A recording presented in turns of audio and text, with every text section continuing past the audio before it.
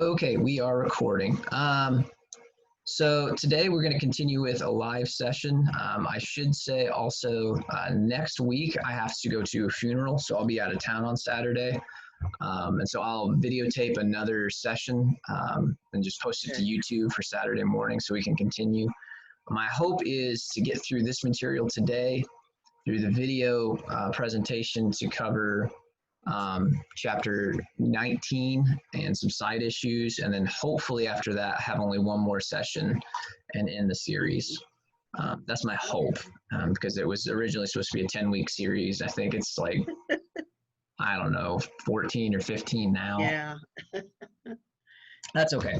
So we'll go ahead and just a brief recap, because I know those video sessions are useful, but they're not always the most engaging because it's a video and it can be very passive. So what we saw last week was the bowl cycle, essentially. We have these 3 cycles that show up in the book of Revelation. There's 7 seals, 7 trumpets, and 7 bowls. And each of them, as we've said and as we've seen, articulate similar themes and are similar statements and messages, maybe with slightly different images and slightly different emphases, but every one of them essentially is just intensifying this promise that these things that are happening in the world are not outside of God's knowledge or control. He is sovereign in that way, meaning that nothing surprises him. All of it is directing and moving us closer towards his plan for history, in which people are redeemed and his kingdom fills the earth and he reigns. Along the way, he is testing his people, refining their faith, but also judging the peoples of the earth who refuse to bend their knee to him or refuse to turn away from sin. We saw in chapter 12, starting there, that behind the scenes of everything we see on earth is really this big celestial cosmic display, this production happening in which Satan is pulling strings, influencing the hearts and minds of institutions of power, which in turn utilize cultural influences to change the hearts and minds of people away from God. Today, we're going to revisit some of those images of the beast and the dragon and so on, and see how they continue to be developed in this part of the book. And we're going to be introduced to another character, the harlot. She'll be the last character we're introduced to, mainly. And so we're going to look at her, see what happens to her, what she represents, how we experience her in our world today, and what her relationship to the dragon and the beast are. So with that, let's get to chapter 17, verse 1. So we read something significant in chapter 16, verse 19. We were told that Babylon was destroyed in God's final judgment. And that's really all we heard about Babylon, is it's fallen, it's done. We didn't really get any introduction into what it is or how we experience it. And that's where today's lecture, we're not really going to get into chapter 19 so much, but that does speak to Babylon still. Chapter 17 through 19, they give us a more detailed depiction of Babylon's downfall. And from that description, we can kind of see what is this thing, this force that we experience in our lives, and where do we see it in our world today. So let's get into the text in verse 1. One of the 7 angels who had the 7 bowls came and said to me, "Come, I will show you the punishment of the great prostitute who sits on many waters. With her the kings of the earth committed adultery, and the inhabitants of the earth were intoxicated with the wine of her adulteries." So again, an image of a prostitute. Prostitutes, this is kind of a common image really in the ancient world. Today, especially in the Midwest, we think of that as like this really rare, maybe super sinful kind of thing, but it was a very common thing in the ancient world. Prostitution, there's the old expression, it's the world's oldest occupation. It kind of is. So this is a common experience in the ancient world, and as such, it's a common image in biblical literature. And it's almost always this image of unfaithfulness. Sometimes it's applied to the nation of Israel and the way that they continually chase after idols. But also it can be applied to entire nations. For instance, the nation of Nineveh in Isaiah chapter 23 is compared to a prostitute or a harlot. It's also an image of seduction. And you can probably see the correlation there of, the kind of quintessential image of the lusty woman beckoning somebody to her bedroom. And that's the image of the prostitute. And this harlot sits on many waters in this image. Waterways, you think streams or canals and so on, they were important for travel, but particularly they were significant for commerce and for trade. We sometimes take advantage how easy it is to get goods from place to place because we have all these trucks and we have interstates that connect places, and you can drive within maybe a day, 2 days, get a great distance. But they didn't have semi-trucks and caravans they had caravans, but you would need huge numbers of caravans and carts and horses and things, or mules rather, to get your goods from place to place. And along the way, you would be very vulnerable to bandits and so on. And so waterways just made way more sense.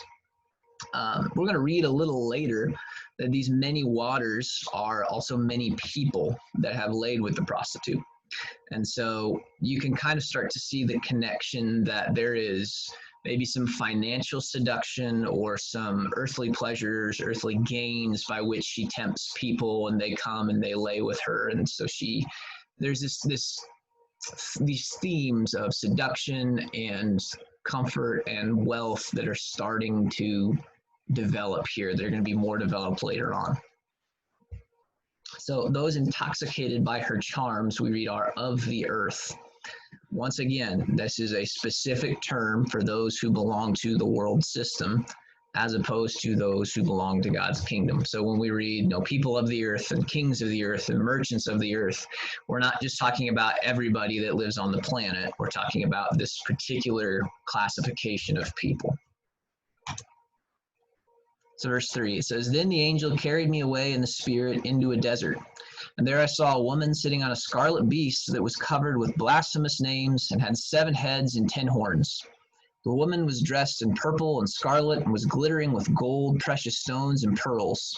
She held a golden cup in her hand filled with abominable things and the filth of her adulteries. The title was written on her forehead, Mystery, Babylon the Great, the mother of prostitutes and the abominations of the earth. And I saw that the woman was drunk with the blood of the saints, the blood of those who bore testimony to Jesus." So we have this kind of lavish lady that's shown here. We read about this beast. There's this prostitute, and she's riding a beast, and it has 7 heads, and it has 10 horns. What character does that description remind you of?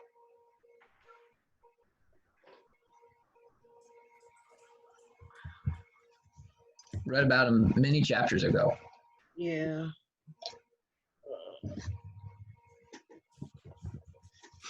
Well, the first time we're introduced to the comes out of the sea, the one, convinces all the peoples of the earth to bow down, and who is like the beast and who can make war with the beast. That beast has 7 heads and 10 horns.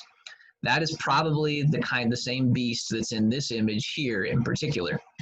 We also read, though, that the dragon, Satan, who gives his power to that beast, has 7 heads and 10 horns.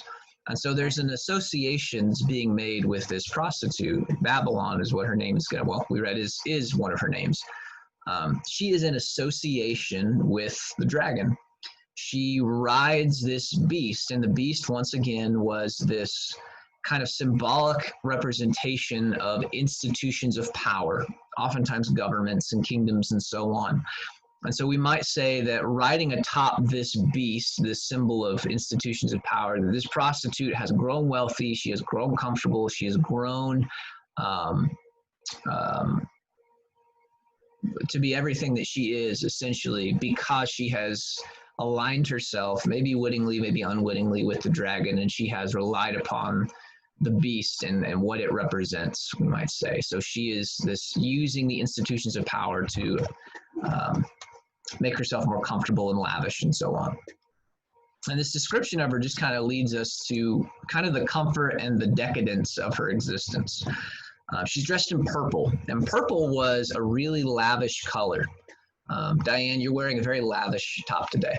So, it looks purple on my screen, maybe pink.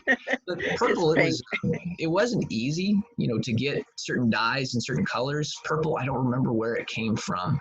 I believe it was from a sea urchin. So it took a lot to actually get the dye itself. And so purple fabric was kind of like the Rolex of the ancient world. She's wearing gemstones, and she's wearing gold, and she's wearing pearls. It's easy for us to, see what those represent. She is a lavishly, decadently, extravagantly dressed woman, meaning that she probably has a great deal of success and a great deal of wealth and power and so on that she's accumulated through her works. And the language actually goes to a great extent to alert us of the filth in her cup. She drinks, all the abominations and the filth of the earth. That's one of her titles. And it just almost goes to the overboard just to point out that everything that she has accomplished or accumulated, all the wealth and the grandeur that she sports has come through abominable and disgusting things. And we read about her name. We're going to take a break and kind of unpack all this in a little bit, but I just want to get these details out.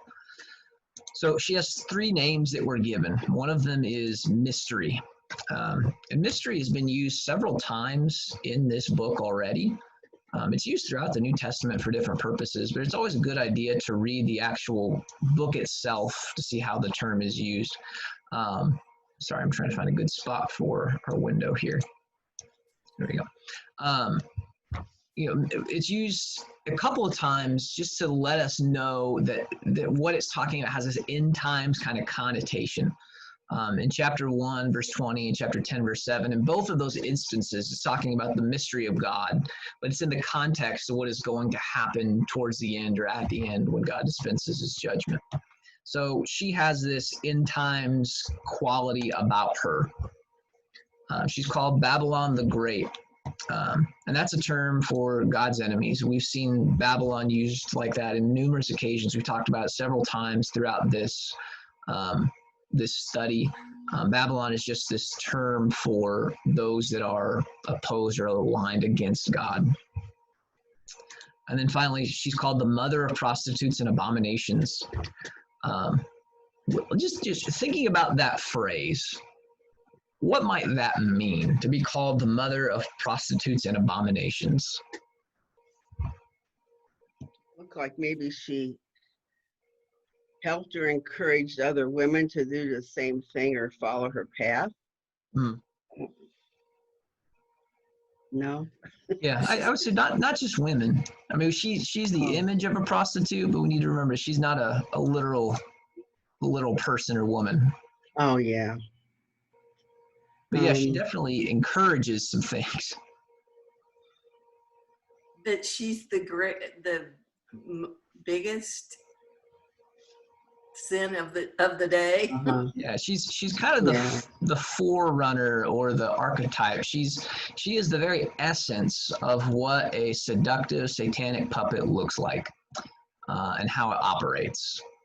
And so we might say, every iteration of some sort of satanic puppet throughout history is essentially the harlot. She is kind of just this quintessential image, somebody that will result to abominations and filth moral filth in order to promote themselves and better themselves and accumulate for themselves power and wealth and comfort and lavishness, even if it means killing God's people and oppressing them. That's the last part of the description. And so that's kind of what she is representative of.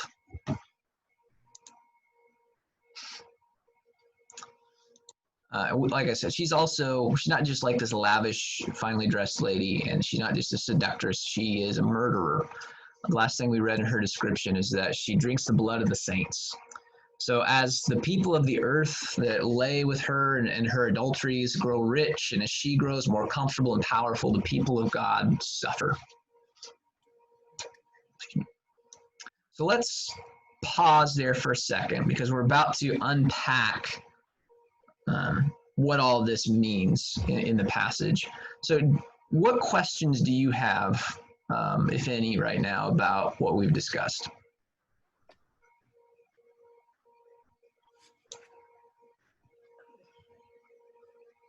Okay. So again, This is she is just like a lot of the things in this book, just a symbol, right? yes. Is that right? Okay. Yeah. Right. And well, and she is probably a more specific symbol than most. We're going to read in a minute. It's pretty obvious that she represents Rome itself. And that was not uncommon. In First Peter, I just got done reading that this week. First Peter chapter 4 at the end, Peter is bidding farewell and saying his ending his letter, and he says, "She who is in Babylon, chosen together with you, sends her greetings, and so does my son Mark." Well, Peter was in Rome at that point, and so it doesn't take very long to figure out, okay, Babylon, that symbol of all those that align themselves against God. Well, Rome was that in the first century. And so she very specifically represents Rome in this context of the first century. Now, that doesn't mean that that's the only representation. In the writing of the book in the first century, certainly Rome was the prostitute. Maybe talk about this a little bit later, but I'm watching a Netflix documentary on Jeffrey Epstein. Are you familiar with that case? Yeah. So part of me does not recommend that documentary because it's kind of a rough watch, just in the language and the subject matter and so on. Yeah. But at the same time, as I was I've only watched the first of 4 episodes of it yet. As I was watching it, I was just reminded of what we're talking about today. It's a situation in which power and wealth and comfort corrupt almost entirely to where a person is willing to do just obscene, abominable things in order to experience their own decadence and pleasure. And he was in such a position that he empowered other people or allowed other people to indulge in abominations and in things that should never be done. Mainly corrupted by wealth and power. And that's essentially what the prostitute does. It's almost this spirit of corruption that lulls people of the earth into pledging their allegiance and their hearts and their consciences to at the end of the day, Satan, but to a cause, to a power, to a leader, to whoever, not realizing that they're basically selling their souls as they indulge themselves. It's a seductive thing. So let's look at verse 7. When I saw her, I was greatly astonished. And then the angel said to me, "Why are you astonished? I will explain to you the mystery of the woman and of the beast she rides, which has the 7 heads and 10 horns. The beast which you saw once was, now is not, and will come up out of the abyss and go to his destruction. The inhabitants of the earth whose names have not been written in the book of life from the creation of the world will be astonished when they see the beast, because he once was, now is not, and yet will come." We talked a little bit about something called parody. I don't know why my transitions are so messed up. Something called parody in this book. And parody is basically a literary tool used to make comparisons of something through similarities. But one of those subjects is always lacking or lesser than the other. It's like a mockery of something.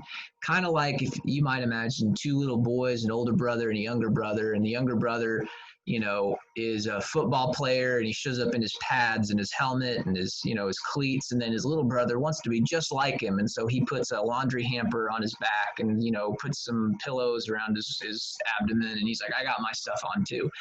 It's a parody. They're similar, but one is obviously very lacking. That's what Revelation does in comparing Christ and this unholy trifecta of Satan and the beasts. We've seen one parody already. Let me put it over here. So we've seen that Christ, the Lamb, chapter 5, verse 6, it said of him that he appears as if having been slain. And in chapter 13, verse 3, we read that the beast seemed to have a fatal wound, but was healed. And so we know the story of Jesus. We know he actually died and was buried and was raised back to life. In chapter 13, the beast is described as one who really was just wounded. It kind of looked bad. It looked like he might die, but he didn't. He recovered.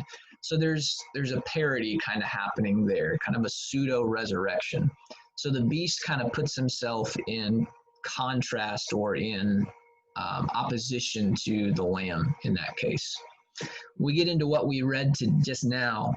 We read something of God in chapter 1, verse 8. God is called the one who is and who was and who is to come. When we read about this beast in chapter 17, verse 8, we read that he once was, past tense, now is not, present tense. Sorry, there we go, present tense, and will come up out of the abyss, a future tense. And so there is this, in this cadence and in this phrasing, there's kind of this comparison that the beast is even in opposition and sets himself up adversarially to God. God is obviously eternal and timeless, and this beast, not so much, but kind of has the appearance of being such. The harlot is not technically a parody. That's not the best term for her, but she is kind of a counterpart or a foil for another figurative woman that we've already read about in this book. In chapter 12, we read about a woman clothed in the sun and the moon and wearing 12 stars on her head. We said that woman probably, and that was obviously a sign. John said, I looked and there was a sign in heaven and I saw this woman. That likely is the representative of God's people, spiritual Israel, this collection of all his people, specifically maybe in the Old Testament in this case. But this is of God. This woman is finely dressed from a heavenly context, and she really stands in contrast to this harlot in some significant ways. Hey, Max. So she was... this woman in chapter 12, she was pursued by the dragon. If you remember, she actually had to flee into the desert because she needed safety, and that was God's way of protecting her.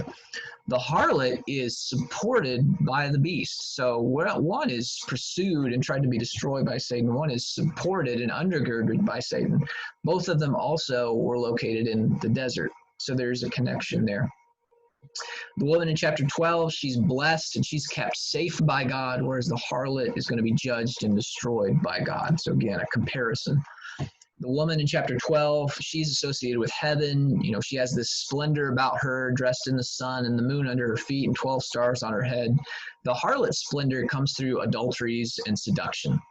And so you can obviously see that there's a contrast between these two characters, and they stand in opposition. There's going to be another one a little later. This isn't uncommon. Babylon is a harlot, but it's also called the city of Babylon. There's another city we're going to be introduced to later on in chapter 20, Jerusalem. So those cities stand in contrast too. That's something that this book does a lot. It'll take characters and put them in opposition to each other by way of comparison. Because that's kind of what we as God's people need to do in this world. We need to understand and be able to discern that there are two different factions at play and two different paths available to us. We need to make sure that we're aligning with the right one, even though one of them may look very seductive and pleasurable. So just to sum her up a little bit. So the explanation, the word that's used, and we'll call it an explanation because it's a little confusing. That's going to be what we're about to read in verses 9 through 18. So as we look at this image of a lavish prostitute influencing many people, just how do you respond to that? How do you, when you have this mental image, what's your response? What's your reaction? Thinking about our politics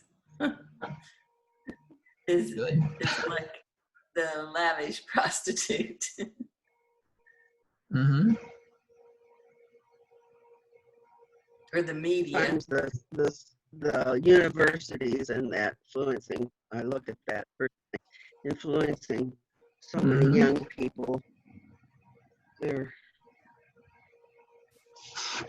And all of those, I mean, they probably themselves are not the prostitute, but they certainly are examples of people who unwittingly have lain with the prostitute because it advantages them. I have economic advantage, and I gain and I benefit because I assent to certain ideas or certain convictions. I can gain power that way. I can gain, in the case of university professors, I can gain social credibility with my peers and with my school and with the culture in general if I am willing to allow these voices and these ideas to guide me. I read a story this week. It was just ridiculous. It was a great example of how ridiculous things have gotten. It was a college. No, let me walk that back. I don't remember now if it was high school or college, but it was an educator who was also a BLM activist that said that 2 + 2 only equals 4 because of colonial ideas and cultural oppression. That's why we think that way. It's the only way we're allowed to think. And I just thought for a minute about all the Middle Eastern people that did math, basic math before, colonialism, and how really basic math like that goes all the way back even to some of the earliest writings we have recorded from Babylon, like literal Babylon. Some of the earliest writings that we have are from essentially marketplace inventory counts, or maybe at the end of the day they were sales accounts or something, but it's some sort of receipt or record, and there's those tally marks, and it's like math is math. It's not a culturally created thing. But somebody will go on record and say something like that because right now it gains cultural credibility. It's like, that's just asinine, but that's where we're at. Yeah, good. Well, your minds are definitely thinking in the right way when you hear these images and you hear this decadence and all that stuff. So what about when you hear about her drinking the blood of martyrs? What's your reaction there?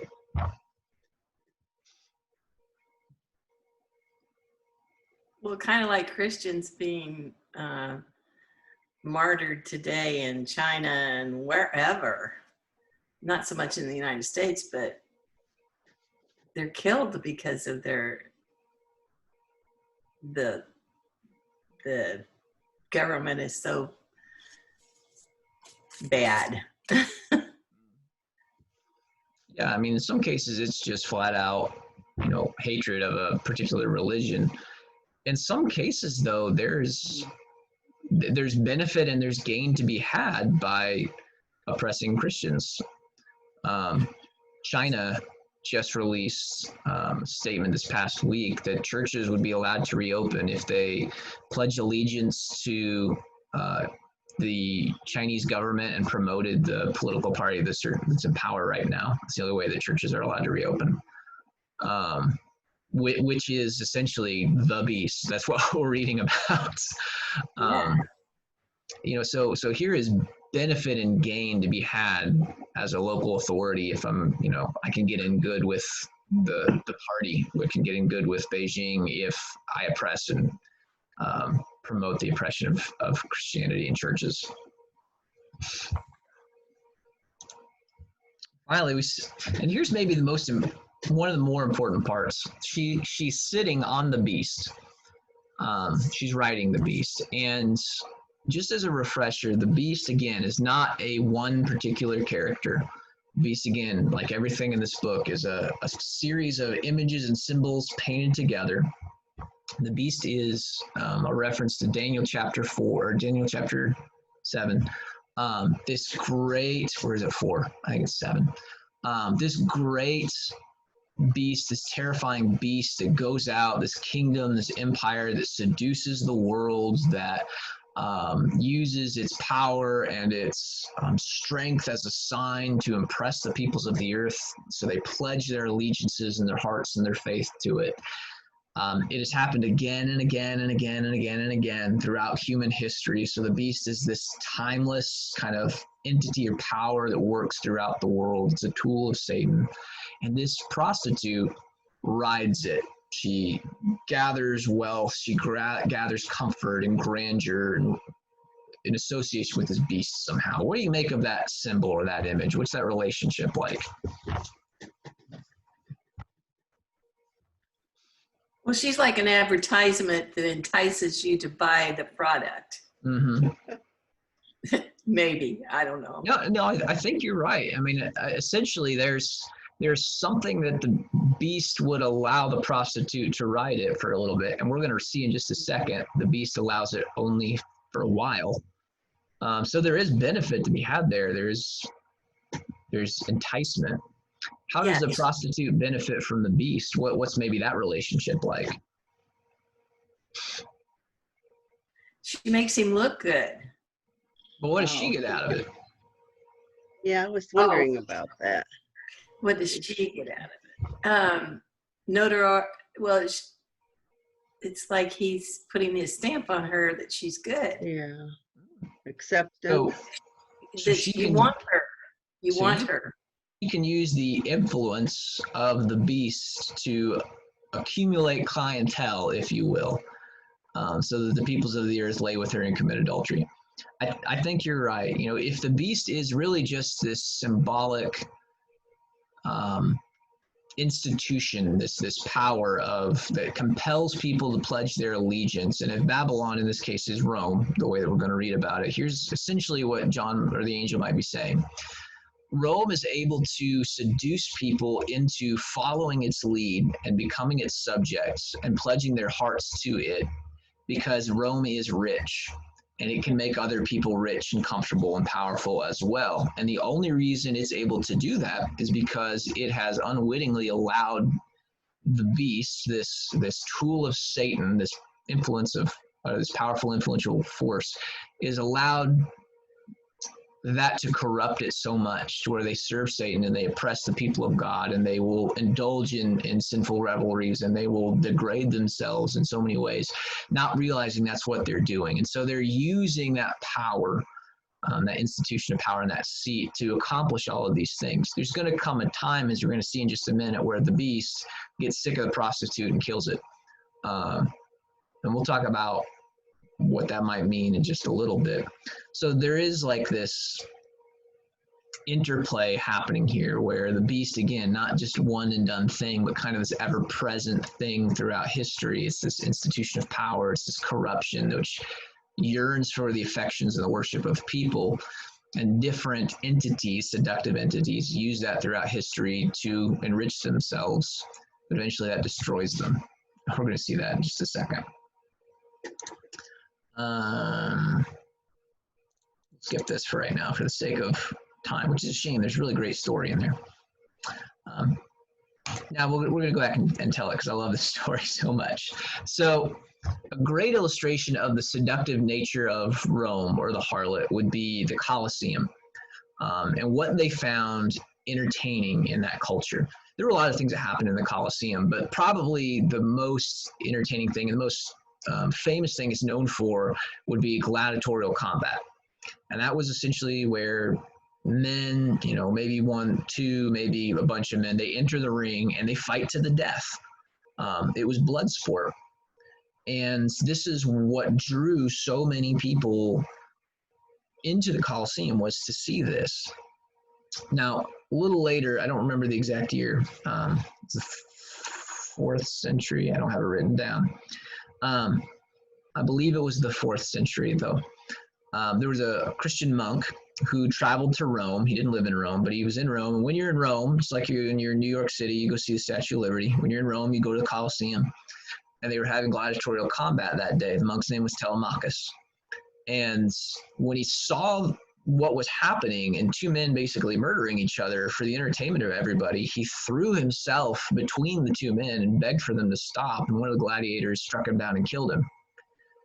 And when people of the Colosseum saw that, one person stood up and left, and then another and another. And soon everybody in the Colosseum realized what they were doing, and they left. And that was the day the gladiatorial combat ended in Rome, because it kind of shook people awake to see, oh my gosh, we're watching people murder each other. There's something seductive about our culture and about the harlot, where it will use things like entertainment even to seduce people's sensibilities and hearts and minds, to where we do indulge in abominable, terrible things, and we don't realize it because it's entertaining or makes us feel good or it's comfortable and so on. And really, that's just an illustration of the harlot's power in our world. If we were to look at, again, Epstein, here's an individual who had a private island where abominable things happened, and other influential, powerful people made use of it and didn't see anything wrong with it. And even if they did, continue to do it because they were rich and powerful and indulged in themselves. And I have a feeling now that somebody's going to testify against these people that they're going to be shaken awake as just to how terrible and dark their hearts really were.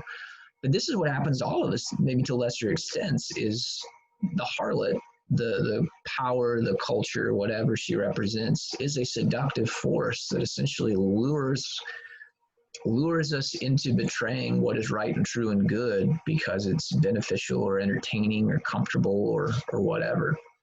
Something to be aware of. Just because we're Christians doesn't mean we're not tempted. Right. So let's try to make sense of this lady. We're going to get an explanation, as clear an explanation as this book gives us. So he says, this calls for a mind with wisdom, and I would say it probably calls for more than wisdom. The 7 heads of the beast are 7 hills on which the woman sits. They are also 7 kings. 5 have fallen, 1 is, the other has not yet come. But when he does come, he must remain for a little while. The beast, who once was and now is not, is an 8th king. He belongs to the 7, is going to his destruction. So there's your explanation. It just makes things even more confusing. So let's try to dissect this. Let's talk about these heads, this headache situation. So as we've seen throughout this series, and it could be argued that some are a little literal, some are not. I think they're either all literal or they're all figurative. Otherwise, you have to have some sort of criteria as to distinguishing why something is figurative other than it fits your scheme or your understanding. So I understand these numbers to be figurative, and I think we can make a case that they are. So we should probably understand these numbers to be figurative as well. There have been plenty of attempts to make these 7 kings. We're going to read about 10 kings. The 5 were, 1 is, and 1 will be. There have been plenty of attempts to make these literal and to try to identify who are these kings in the history of Rome and so on. And really what happens is that it just creates a lot of really complicated counting schemes because we're not told which, when do we start counting? Nowhere are we told which kings count in this 10 or the 7. Where some emperors had short reigns. Do they count as kings? Do they not? Some people would argue not, and so they skip those people and count other emperors, and that way it fits their scheme and their. When I say scheme, I don't mean like dastardly thing. I just mean their framework. It really becomes confusing, and it really just creates this whole big mess of something that probably isn't meant to be literal in the first place. And so we'll talk about what the symbolic function of these 10 hills, 10 kings, 7 kings are. Just as a reminder, what's the number 7 symbolic of in this book? The seals, the There are 7 seals and trumpets and bowls and everything. That number is used in a lot of instances. That number is symbolic of completion or totality or fullness. Perfection in some sense, but not perfection in a moral sense, but in a complete kind of a sense. That's been the sense throughout this whole book, and it's going to be the same here. So these 7 heads of the beast are 7 hills, we're told. Hills, the Greek word there, it can also mean mountains. And in fact, if you were to read different translations, the English Standard Version, the New American Standard, 95, the King James Version, all of them translate it as mountains. And mountains in this book and in other biblical books are sometimes synonymous with kingdoms. Mount Zion, you've heard that phrase. That was, and really Jerusalem wasn't built on a mountain, it was just built on a hill. But Mount Zion becomes synonymous with Jerusalem. Armageddon. We've the plains of Megiddo, or Mount Megiddo, even though it is kind of a plain.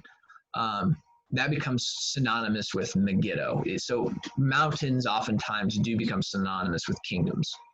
So if that's the case, then this could be referencing a complete or total number of kingdoms. Or in other words, kingdoms throughout all history until the end. That is the beast that she rides upon.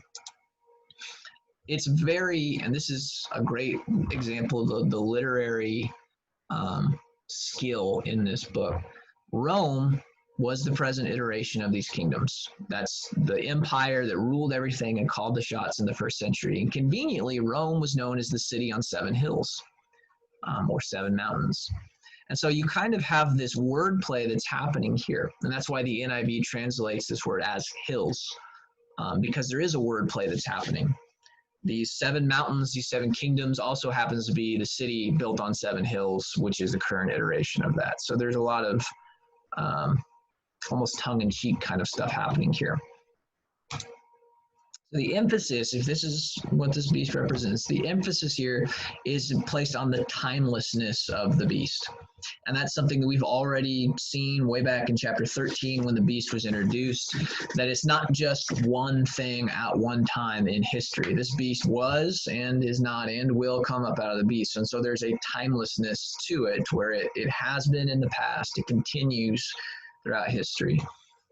You know, we talk about various empires, the Babylonian Empire, the Greek Empire, the Persian Empire, then the Greek Empire, the Roman Empire.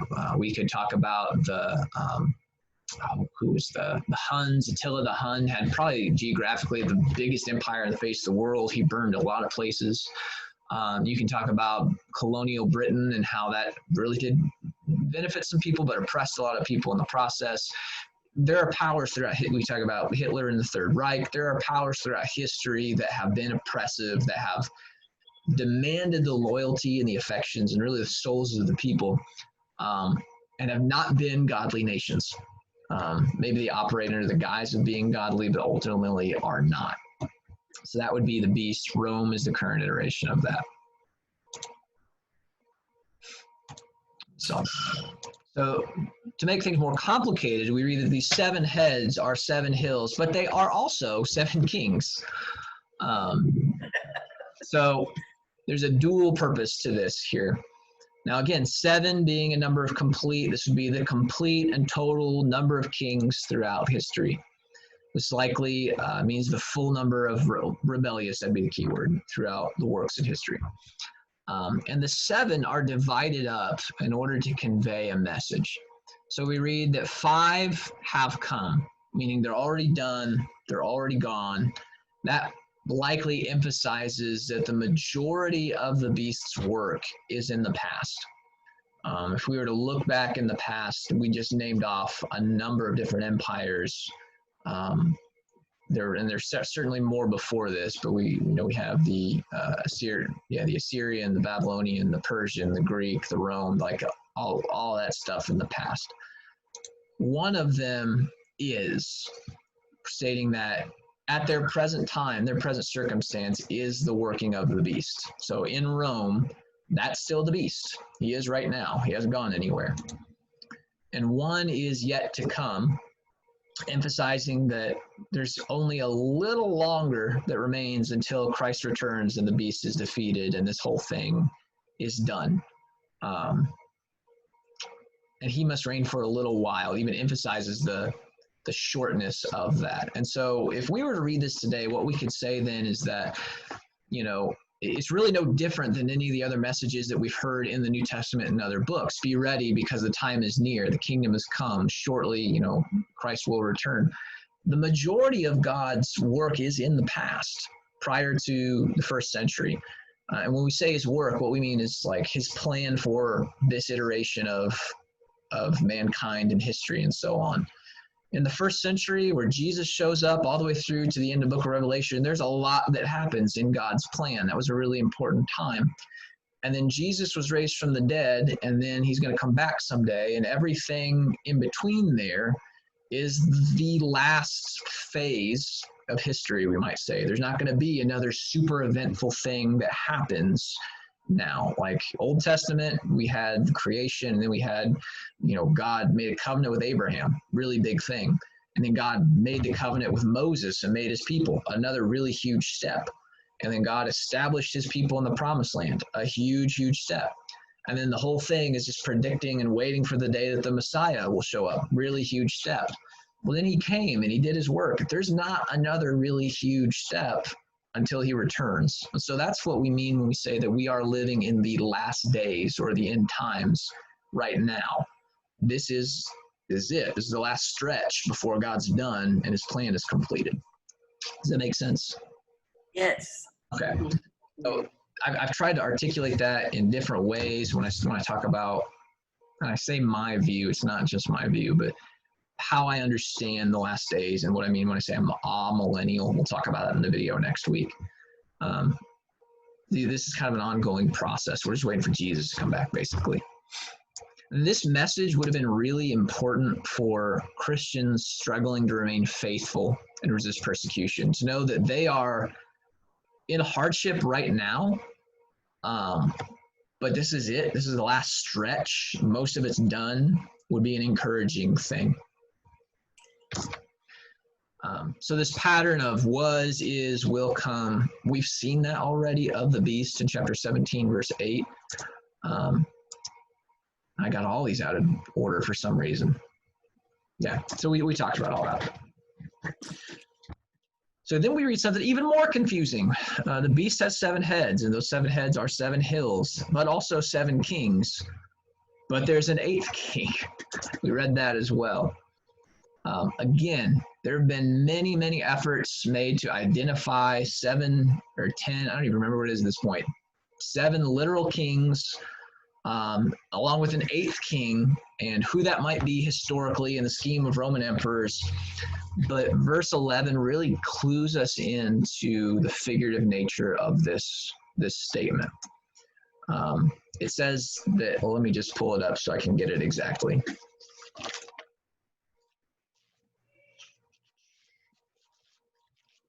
I don't know why I even closed my Bible.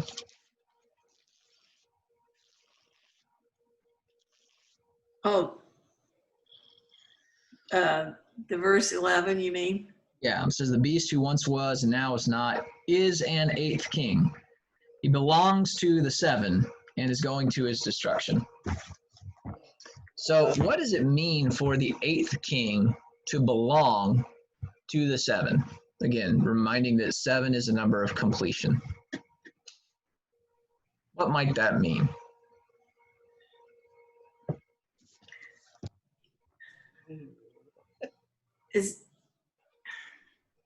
Is that Jesus coming to destroy the 7th? Jesus is the 8th to destroy the 7th? No, we read the beast is the 8th king. We make sure I've got that. Oh, Yeah, okay. The beast is an 8th king, part of the 7. Maybe a way to think about this is, here it is. So the 3 Musketeers. Familiar with that story? Yes. Okay, so you got the 3 Musketeers. 3 really, and I don't remember all their names. Porto and I don't remember the other 2. No. You've got these 3 guys. And yet there's this 4th young guy that hangs out with them named D'Artagnan. But they are the 3 Musketeers, even though there's 4 of them. 3 in that case, it isn't so much a literal number anymore. And that would kind of be what this is here. They're the 7 kings, but there's 8 of them. And 7 being a symbolic number anyway of completion. This is the full number of kings, and the beast belongs to them. It might be a way of saying that however many kings there are, they all belong to the 7. This is the total group of seduced rulers. There could be 100,000 kings from this 1st century time of writing to the end of the world, but it would still be 7 in a symbolic sense. Does that make sense? Okay. Yeah. And the beast, he's part of that 7. He belongs to that total group here.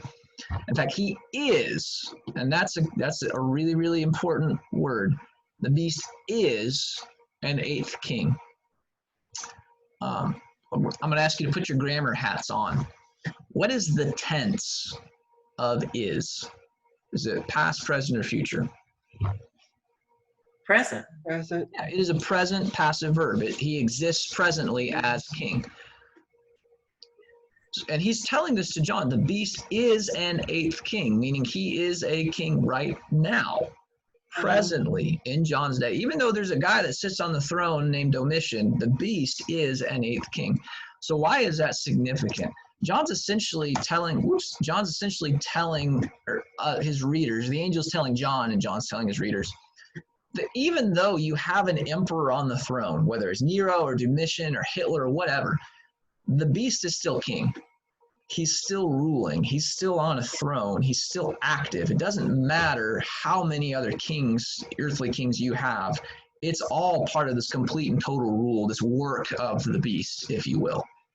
And the prostitute rides the beast. And so the prostitute could be Rome. The prostitute could be Nazi Germany. The prostitute could be whatever.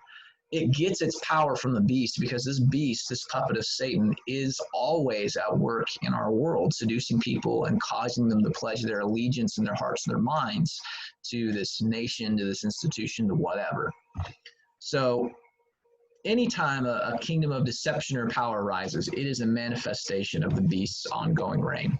Does that make sense? Yeah. Okay. Yes. So, we read these images in Revelation, and sometimes like the dragon and the beast from the land and the prostitute, and we sometimes want to identify them as specific things. And even in the book, angels will tell John this is a specific thing. And in the first century, it's oftentimes Rome. But these images have a life that's so much bigger than just one time and place in history. They're kind of ongoing experiences and ongoing forces and mentalities and powers that Satan uses throughout this epoch of history. And they take different forms and different kingdoms and so on, but it's all one big deception that all seeks to accomplish the same end, and that's the destruction of God's people. And we said that already, and I got ahead of myself. We said that, I got ahead of myself. We said all of this. Okay. Sometimes I do just get excited and I forget what I'm supposed to say. So let's look at verse 12. The 10 horns you saw, here we got more explanation. The 10 horns you saw are 10 kings who have not yet received a kingdom, but who for 1 hour will receive authority as kings along with the beast. They have one purpose and will give their power and authority to the beast. They will make war against the Lamb, but the Lamb will overcome them because he is Lord of lords and King of kings, and with him will be his called, chosen, faithful followers. Again, this is a confusing section. I get a little turned around here, but here's the best I can do to make sense of it. Again, 10 is a figurative number. It's been used numerous times in a figurative sense. The beast or the dragon had 10 horns. He looks very powerful. The beast had 10 horns. He appears overwhelmed. 10 is kind of this number of abundance or overwhelming strength. Horns are symbols of strength. 10 is kind of this abundance.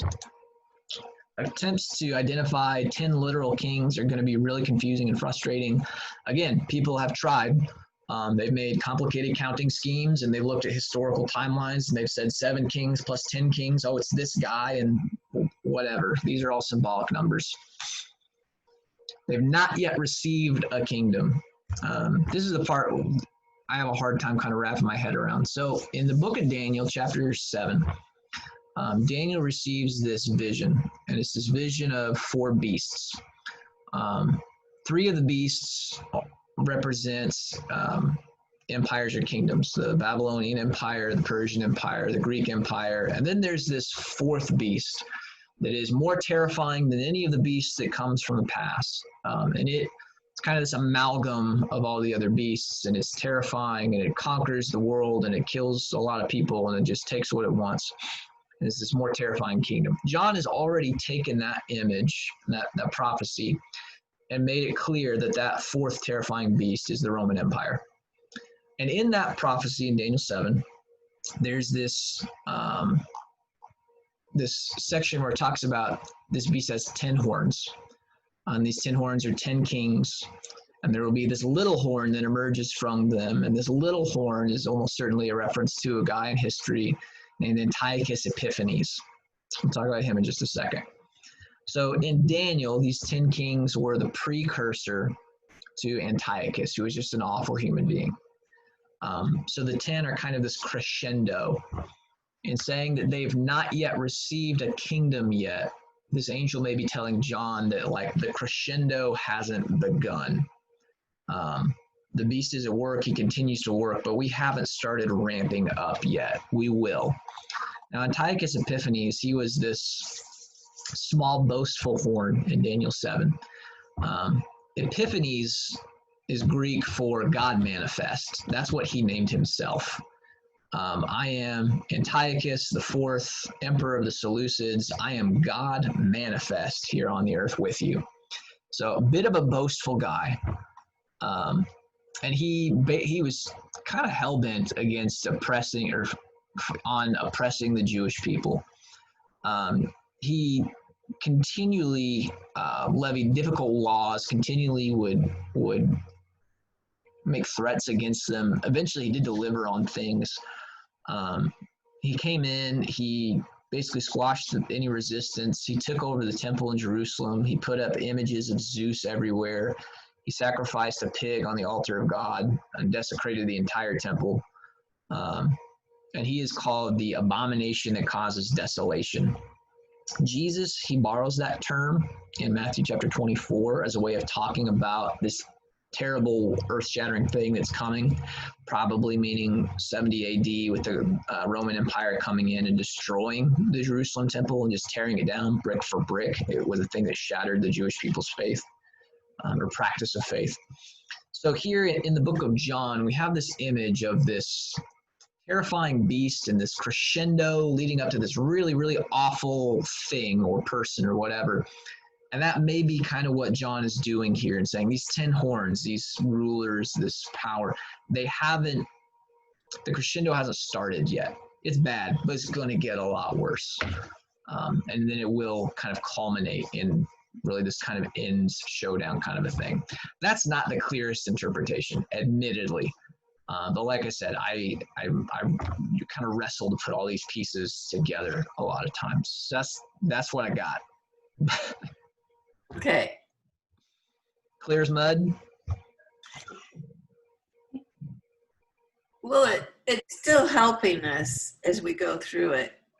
It's a lot. It's a fire hose of information, and I'm not doing it justice but it would take a year to sit down and actually kind of do this.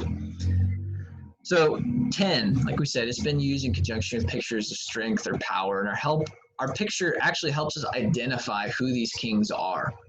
Not literally, but this picture, these 10 kings, we already have kind of seen them in the book of Revelation.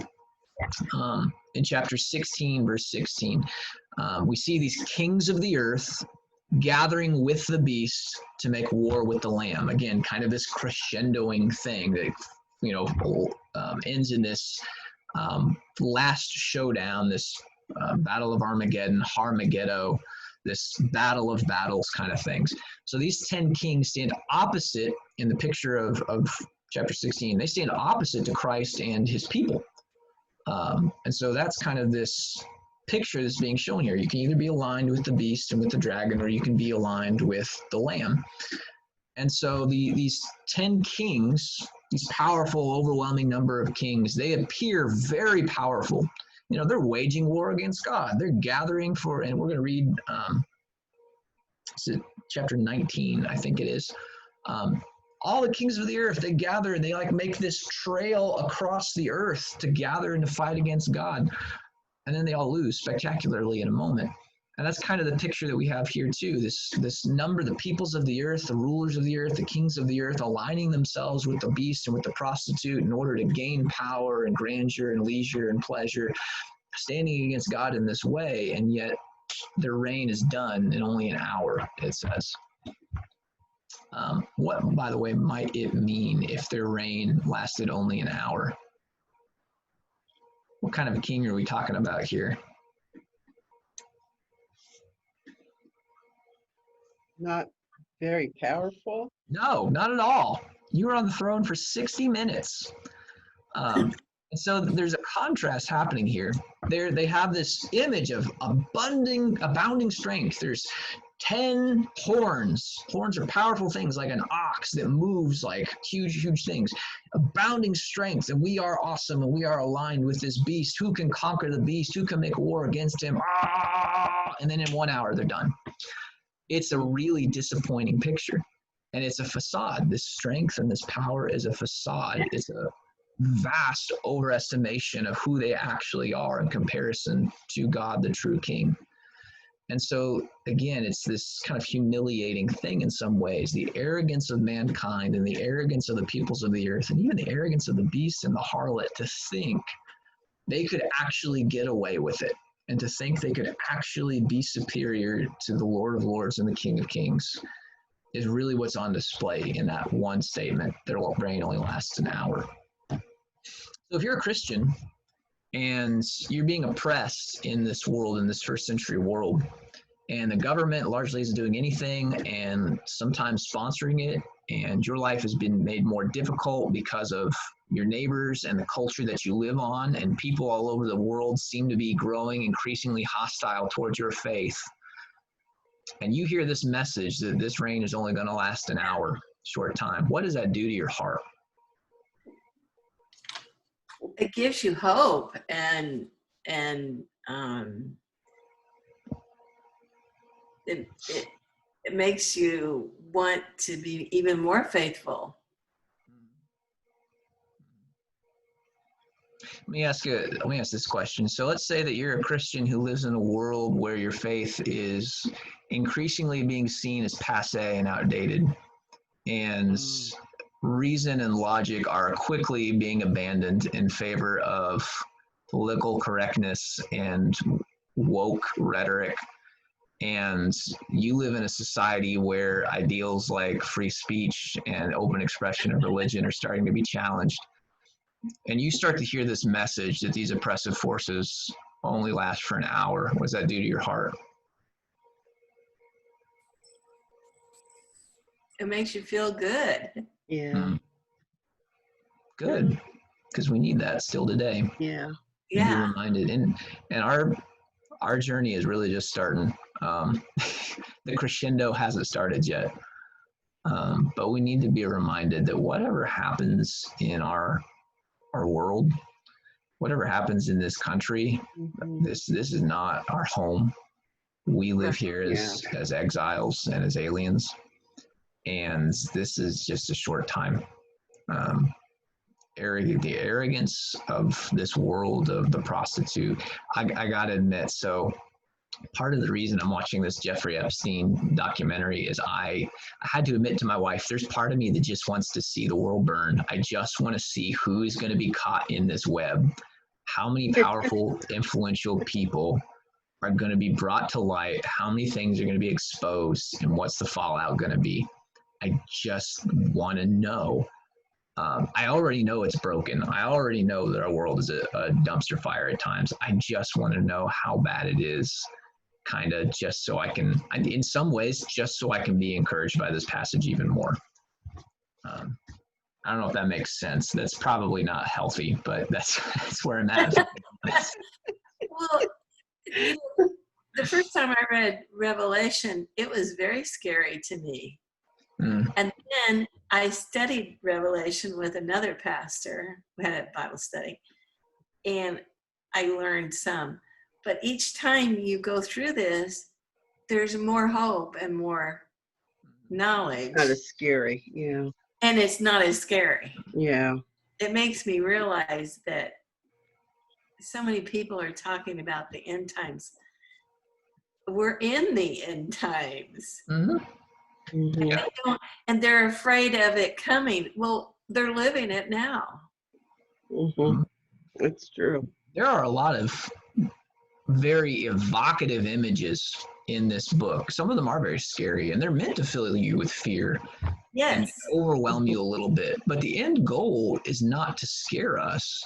The end goal is to present what can be a very terrifying thing and then say, but Jesus, but God, here's the hope. Here's really what the book is about.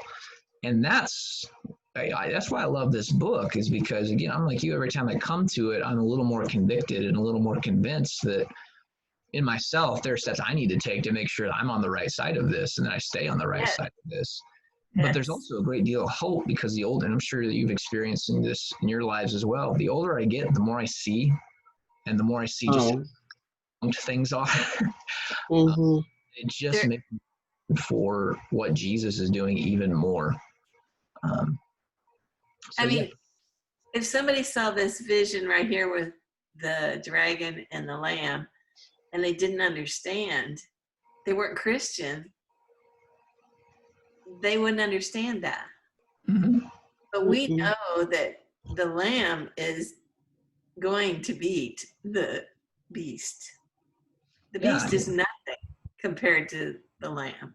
And that's a great point too, because you look at this, and admittedly, these are artistic renditions, but you look at this, it looks so fearsome and it looks so powerful. And of course, you want to align yourself with that. And you can understand how peoples of the earth would look to this really impressive looking beast or this really impressive looking regime or this really powerful looking kingdom and say, oh yeah, we're with that. We're totally with that. Nobody can conquer that. And how you would look at this slain lamb and you would say, why would you ever pledge yourself to that? But that's because you don't understand who this lamb is and what he's done and what he's going to do. And you don't understand how this is just going to devour you. It really is a juxtaposition. And to us, it's like you said, just a facade. Behind all that is paper. Yeah, exactly. But it looks really impressive on the outside. Right. So this is much more uplifting and makes me feel like there is more hope. Good. That's the point of the book. And that's always been the hope of this book, is not to scare people. But I don't think I didn't understand that. I shouldn't say we. I didn't get it. Oh, I didn't the first time I read it either, because it's we talked about this at the beginning. It's a form of literature. We have no comparison, like we don't have anything to compare it to in the Western world because we don't write like this. We don't think like this. And we aren't familiar enough with the Old Testament to realize all of the allusions in here and to make all those connections. And that's part of the work of studying it. Well, I for one really appreciate what you've been doing. Well, thanks. It's a good book, and it was a timely book, I think, given everything that's going on. You know, when I look at this, I see hope, but I don't want to say the words anxious, but it makes me feel like there's so many people that don't know the word. It makes me feel like there's so much more work to be done, and those people that don't, my heart aches for them that don't know the Lord. I don't know. No, I totally understand what you're saying, and I resonate with you there. You know, especially, you know, if you have family and that aren't. But could be anybody though. Well, yeah. Oh, sorry. Go ahead, Karen. Go ahead. Well, I was just thinking about, I have cousins who are Christians, but they're afraid that they might take the mark of the beast. And I'm like, now I realize they don't need to be they don't realize they don't have to be afraid of that. They are Christians. They just need to claim their inheritance. It's kind of like there's a guy at the last church that I served at who was always terrified that he was going to commit the unpardonable sin, that he's going to blaspheme the Holy Spirit. And when you study that, what that is, I mean, in a lot of ways, it's just denying that Christ is Lord and calling the Holy Spirit a liar. And I used to say to him, Daryl, the fact that you're concerned about that means that you're probably never going to do it. Somebody that isn't concerned about that probably has a far greater chance. So yeah, I mean, the fact that your cousins are, man, I want to stay faithful. I hope I don't, do this thing that would trespass the Lord. The fact that they're that concerned about it probably means they're not going to. Yeah. And I want to say that next time I see her, I'm going to say, we had this conversation. You need to know that you're okay. You're good. All right, let's get to verse 15. So then the angel said to me, the waters you saw where the prostitute sits are peoples, multitudes, nations, and languages. The beast and the 10 horns you saw will hate the prostitute. They will bring her to ruin and leave her naked. They will eat her flesh and burn her with fire, for God has put it into their hearts to accomplish his purpose by agreeing to give the beast their power to rule until God's words are fulfilled. The woman you saw is the great city that rules over the kings of the earth. So there's a betrayal that happens. We alluded to this. So the prostitute is identified as the great city. Obviously, we're talking about Babylon. We're talking about Rome. In this case, Rome. That's probably how John's readers would have understood that reference in the first century. Again, Babylon, though, is probably the greater. She's called Babylon the Great. She is the representation of those that would always stand against God. And the beast that she rides now betrays her, tears her flesh off, and burns her with fire.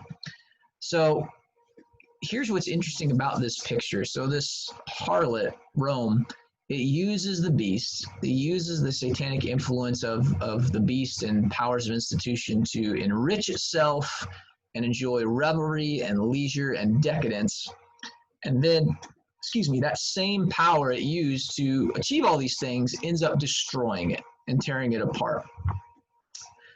So what we might be seeing here is something that we've kind of seen play out again and again and again throughout history. Evil systems are eventually destroyed by their own evil or by their own sin. You think of, we'll talk about Hitler and Nazi Germany. I mean, so here's a guy that honestly probably could have won the war, but he got greedy. And he decided that he was more capable than Napoleon. Napoleon, if you're not familiar, fought a two-front war. One was, I believe it was England, and the other was Russia. And he lost because he spread too thin. Hitler assumed that he could do what Napoleon couldn't, and he couldn't. He lost, spread himself too thin. His greed, his lusts, his pride consumed him. And eventually the evil of that nation led other allies, just unsuspecting allies like Russia and the United States, to join forces in order to fight against that evil. And so a lot of times we will see evil destroy itself and consume itself. Another example of this. I know there are examples, I just can't think of it off the top of my head. I mean, maybe a lesser example, if you remember Enron, or no, maybe 2008 is a better example of this housing market that was built on greed and covetousness and lust. And so here's a system that basically kind of preyed on people in some ways, in a lot of ways, and in the end, its own greed consumed it and devoured it. We see this play out at times, and Rome was no different. You know, her sins caught up with her eventually. Now, eventually, year 300, Rome does become a Christian empire. It has a Christian emperor, Constantine, who declares Rome, or declares Christianity not only legal but the official religion of Rome. And then things start to change astronomically there, some for good, some for not. But in the meantime, Rome kind of experiences some ups and some downs, and a lot of it has to do with its own sinfulness. So this might be suggesting that kind of God allows these things to happen for his own benefits and his purposes. We read, the kings of the earth, that they will, let me get back and God has put it into their hearts to accomplish his purpose by agreeing to give the beasts their power to rule until God's words are fulfilled. So God kind of allows these things to happen because they advance his purposes. What that might be saying is that maybe this is how God has kind of created the world. The evil naturally brings about its own destruction, and justice as part of his judgment. That would be kind of one of the wisest things I think anybody could ever do. So this is a bit of hope maybe for these Christians too, as they live under this power and they live under this seductive harlot, and yet her own seductions and kind of a just serendipitous kind of way will lead to her own destruction. She tried to use the beast, and the beast, when he's done with her, just discards her and finds somebody else. Also, it's kind of this assurance that evil doesn't go unpunished. Living under the oppressive things, eventually she will be consumed. Things don't go unmet. In the end, God wins. So summary here, earthly powers benefit when they participate in Satan's scheme. I mean, I think that's a given. People get rich, people become powerful, people become comfortable. Ultimately, though, they're betrayed and destroyed by their own sinfulness. Book of Romans, chapter 1, it's kind of a reference to this in some ways.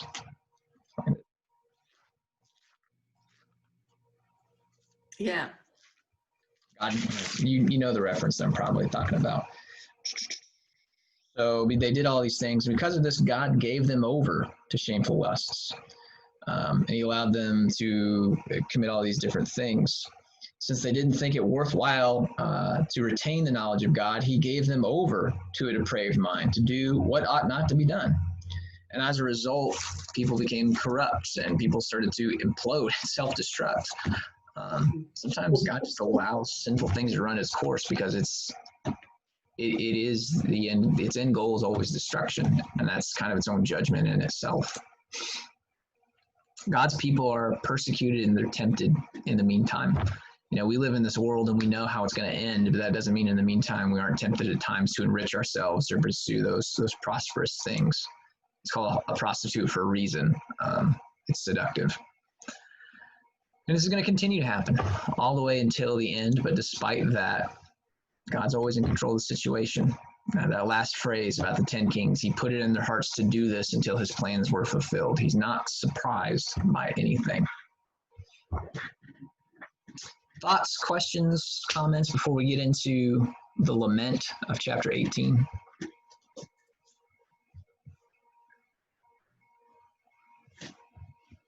All right, so the prostitute's dead. And now the peoples of the earth are going to mourn. They're going to sing a sad, sad song about the prostitute.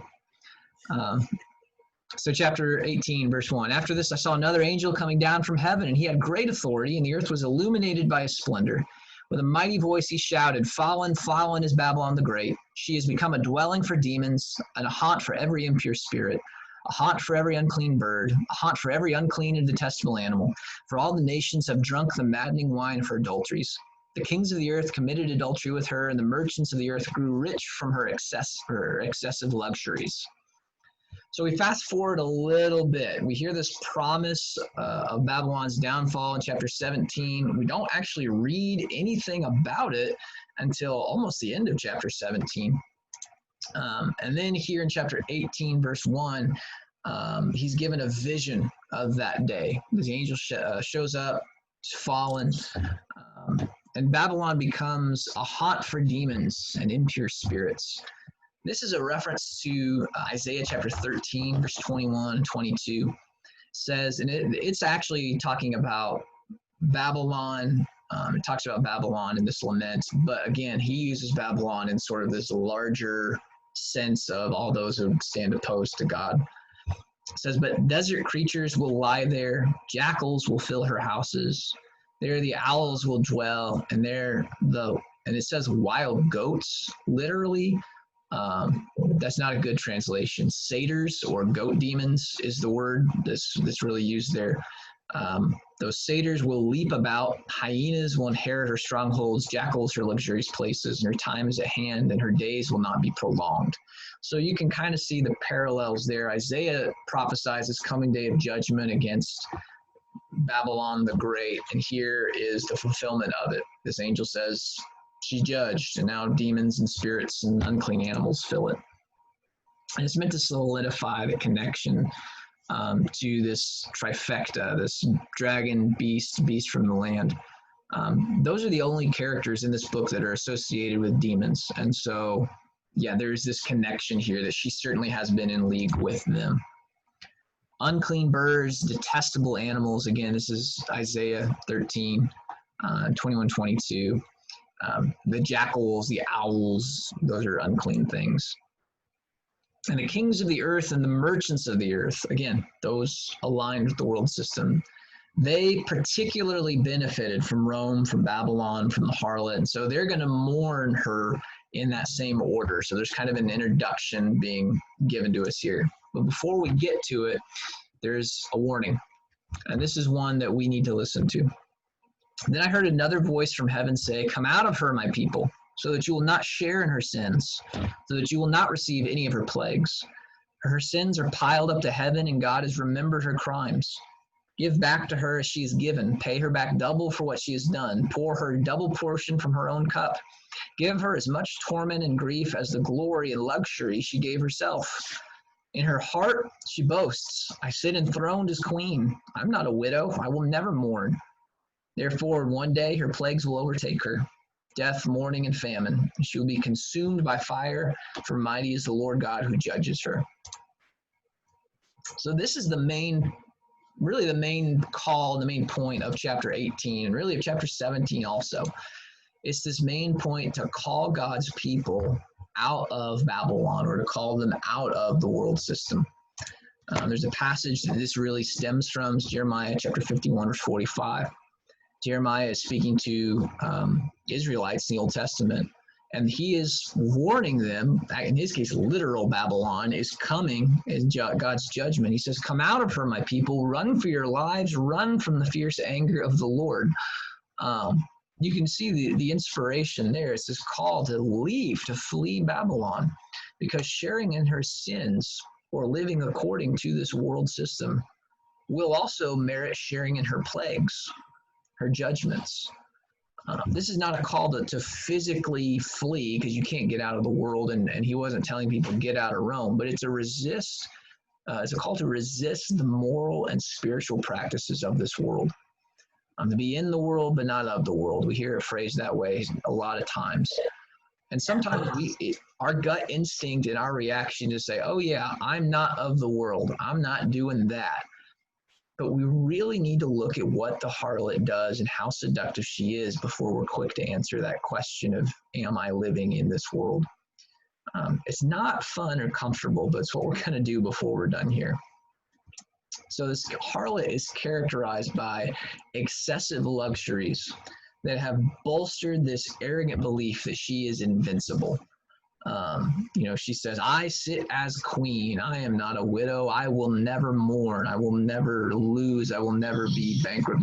This boastful attitude is all just undergirded by her luxuries and her decadence. Can you think of examples of that kind of arrogance in our world, in our system today?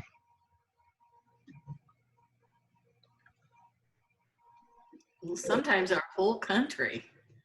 Kind of this assurance that nothing bad's going to happen to me. Look how comfortable we are. Look how successful we are. Look how great everything's going. Man, we're on top of the world. This could never end.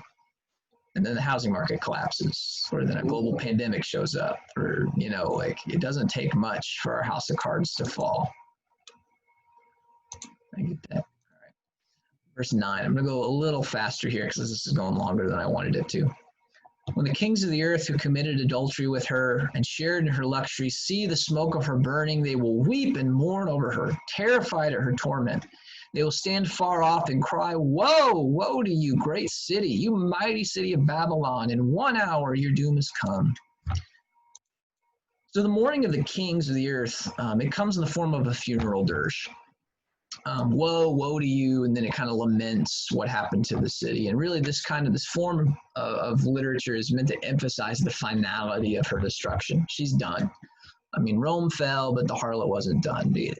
This is done. She has been defeated. She has been conquered. There's no coming back from this. And the kings of the earth don't mourn out of altruism. They mourn because their own power came from Babylon. Their wealth, their comfort, their security all came from their allegiance, their selling out, laying with the harlot. So the terror at her torment that we see mentioned stems from the realization that they are going to share her same fate. Because as we read earlier, sharing in her sins means you will share in her plagues. So if we have one a group of people that are basically growing rich and luxurious and decadent because they're indulging in sinful behavior because their nation allows that or empowers that. And then that nation collapses. We're going to see all that decadence and power disappear as well. That was a good example of this. Maybe it's not the best example, but I think of, oh gosh, what is his name? Pablo Escobar, big cocaine dealer. Pablo, if you know his story, that dude had more money, I think, than the rest of the planet. He had so much money that they had to write off and just accept that rodents were going to eat a few $1 million every year.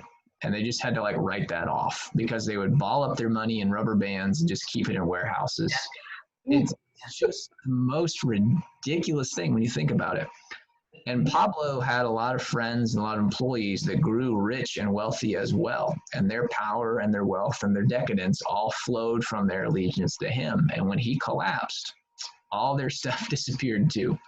Not all of them, but most of them. It's not the best example, but that's the kind of thing we're talking about. So though the harlot's authority seems great, it was stripped away in 1 hour. Again, this kind of recalls those kings. They look so mighty and they look so powerful, and yet in 1 hour their reign is done. So Babylon, this seductive force that seduces people and tempts us to pledge our hearts and our allegiance so that we can gain and be comfortable and fat and happy and luxurious.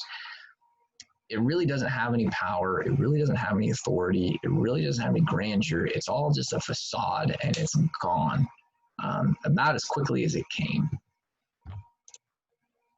And that's actually where we're going to stop. It is 11 o'clock. I don't want to, we probably have another 30 minutes, honestly, on this. So we'll just pause here today before we get to the merchants of the earth.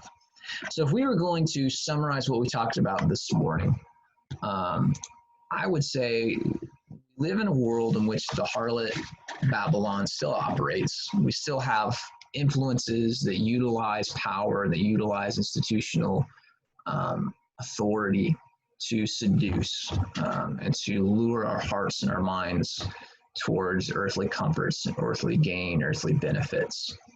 I won't get any specific examples today. I'll just wait for that conversation next week. But I think you probably can already identify some of those things in our world and in our culture today. All of this is the harlot. All of this is the prostitute. Whether it be companies that promote and encourage us towards consumption and abundance, or it be a government that encourages us to invest obscene amounts of money and power and strength so that we can be comfortable and rich while the rest of the world is poor. These are not holy things. They're things that sometimes that we indulge in because it feels good, and we need to check our hearts at times when we do that, because those things will be judged. Those entities will be judged, whether it be right now through experiencing the fruits of their own evil, or Jesus comes back and says, no, this is not just or good, one way or another. All of it, again, is designed and used by Satan to lure God's people away, either pound them into submission or to draw them and seduce them away from the truth. And our job in the meantime is to cling to what is true and what is right and what is holy, and to live lives that are not in allegiance with the world or its ways or its morals or its culture, and to cling true to the gospel and to God. That may invite hardship, but it's only for a little while. That's the message of today, I would say. The way more encouraging part is coming, but that's just where we have to pause due to time, unfortunately. Any final thoughts, questions, or clarifications or comments before we end? No. No, I kind of said what I was thinking earlier. I got ahead of you. That's okay. I do that all the time. Well, sometimes you have to speak while you're thinking of it, or you might lose it. Yeah. Yeah. Okay, like I said, next week I have to go to a funeral, and so I will videotape or video record a session. It will cover the rest of chapter 18 and get into chapter 19, and then I have a small excursus on different views of Revelation that I mentioned before, understandings of what is the millennium, when chronologically, when does this stuff play out, and all of that kind of influences how we read the rest of the book. Talk about the rapture, if there is a rapture. Spoiler, I don't think there is. So we'll talk about all of that stuff in that video lecture next week. With that said, let's pray, and then we will be, what's that? Okay. God, we thank you for today. We thank you for the opportunity to just hear your word, to be reminded that our world is not friendly to you and that our culture is not friendly to you. I pray that we would place our allegiances in Christ and in his gospel and not in any power or authority or institution or leader. We pray that you would strengthen your church here and abroad, that you would give us wisdom and discernment to see the crookedness of our world, to see the despicable work of the dragon, to see the thin schemes of deception that he lays, Father, and not just to give us awareness, but to give us a heart to make known the truth. We pray these things in Christ's name. Amen. Thank you. All right. Thanks, ladies. I hope you have a great afternoon. You too. See you tomorrow. See you tomorrow. Bye. Okay. Take care. You too. Thank you. Bye.